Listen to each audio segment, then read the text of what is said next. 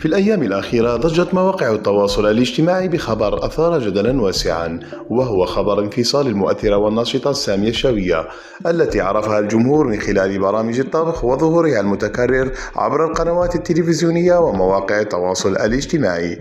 القصة بدأت عندما لاحظ المتابعون غيابها عن منزلها وانتقالها للعيش مؤقتا في أحد الفنادق. ظهورها الأخير على المباشر كان مختلفا تماما، ملامح الحزن واضحة، صوتها مكسور وكلماتها تحمل الكثير من الألم، وهي تتحدث بحرقة عن أولادها وكأنها تحاول إيصال رسالة خفية دون أن تصرح بها مباشرة. بعض الصفحات المؤثرة ربطت هذه التطورات بوجود خيانة زوجية. مصادر غير مؤكدة قالت أن زوجها خانها أثناء غيابها عن منزل الزوجية في فرنسا، بينما كانت هي تقضي عطلتها بالجزائر. وهناك رواية أخرى أكثر صدمة نقلتها المؤثرة كارولين عن إحدى متابعاتها تفيد بأنها اكتشفت خيانته داخل بيتها مع امرأة أخرى.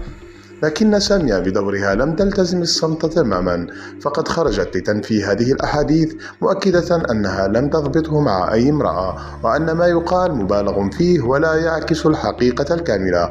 لكنها لم توضح بعد سبب تركها المنزل ولا سر حالتها النفسية التي يعيشها الجميع معها لحظة بلحظة.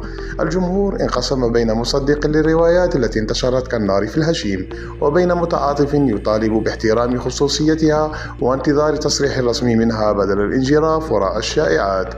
أما الفئة المشككة فجزمت أن كل الحكاية مفبركة من أجل خلق الترند بعد نقص التفاعل والمشاهدات في صفحاتها.